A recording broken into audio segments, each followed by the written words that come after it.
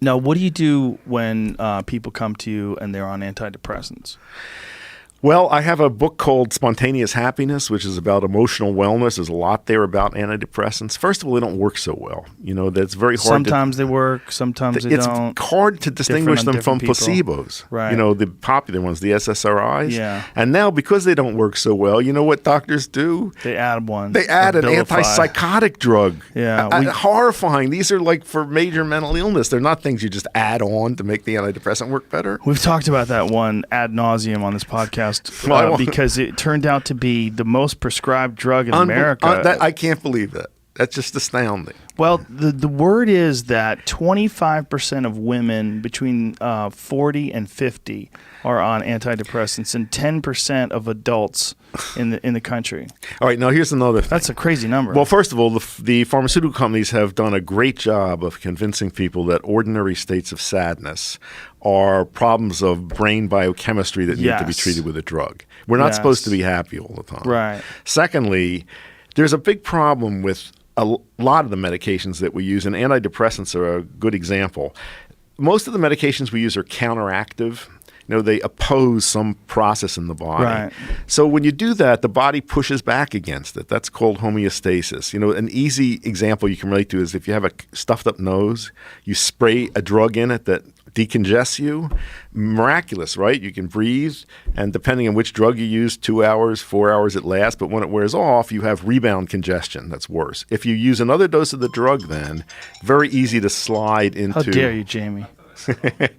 Very easy to slide into a state of dependence on it. Same thing happens with many of these drugs. Antidepressants, they raise serotonin levels at neural junction. So what is the body going to do if you force increase in serotonin? It's going to make less serotonin and drop serotonin receptors. So if you stay on one of these for any length of time, when you get off it, you're going to be in worse shape than you were to begin with. And this now has a medical name. It's called tardive dysphoria, meaning lingering bad mood due to the drug.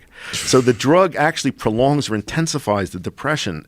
May be okay for very short-term use of very severe depression, but these are not things you want to go on and stay on for lengths of time. What's fascinating to me is when I talk to people that are on them that want to talk to you like they're on some cancer medication or they're on, something that cures polio. Yeah. Like they make it seem like you're insensitive to the possibility that there's other solutions. Right. And there are many other solutions. We have really good evidence for the antidepressant effect of physical activity. Yes. Both to prevent and treat. Yeah. We have very good evidence for supplemental fish oil, for omega-3 fatty acids to prevent and treat. CBDs, well... All that. And the microbiome looks like it's involved in our mental states as well. So, there's so many different ways of it. Yeah, CBD for sure. So, again, gets back to inflammation. It gets back to an integrative approach and not just relying on a single thing like a pharmaceutical treatment. Yeah, I've talked to intelligent people that are on SSRIs in one form or another, and even ones that have struggled were on one for a while, and then it stopped working, and then they tried another one, then they're combining ones. And they're on this weird sort of... chemical roller coaster, and they reject any possible notion that there's other alternatives, especially when you bring up the exercise one. Right. I bring up the exercise one, they go, oh, this fucking meathead, this exercise, we just stop. And I'm like, I'm telling you, dude. We did this thing with my friends called Sober October, and what we did is we no alcohol, no anything for the month of October, but also we did this fitness challenge. And we got real carried away, and we're all competing against each other with this heart rate app. So we're working out 3 hours, 4 hours a day. It was crazy. Huh. But what was interesting about it to me was not just that your body sort of adapts when you force it to work out that many hours, but that your mood is phenomenal. Yeah. I felt so good. Yeah. And I was telling everybody, if you could take what I don't feel that good right now. Like, I mean, I feel great, but I don't feel as good as I did during October because I was working out 4 hours a day. Right. It was... If you could get that in pill form, you would take it every day if there was no side effects, because it literally removed anxiety, all the internal chatter, all the negative chatter. It was gone.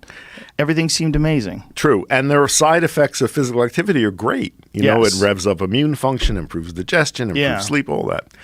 You mentioned anxiety. The by far and away the most effective treatment I found for anxiety is a simple breathing technique. Regulating the breath. I've seen this work for the most extreme forms of panic disorder. And the drugs that we use for anxiety are the worst. The benzodiazepines, highly addictive, mess with your mind. Yeah, I have a good friend who has an issue with anxiety medication, and he takes it all the time. And when he doesn't take it, apparently it has that rebound effect. Exactly, right. He gets horribly anxious. Well, these are handed out like candy, and nobody warns people how addictive they are. It's a worse addiction than opiate addiction. It's Xanax? Yeah. Really? Yeah.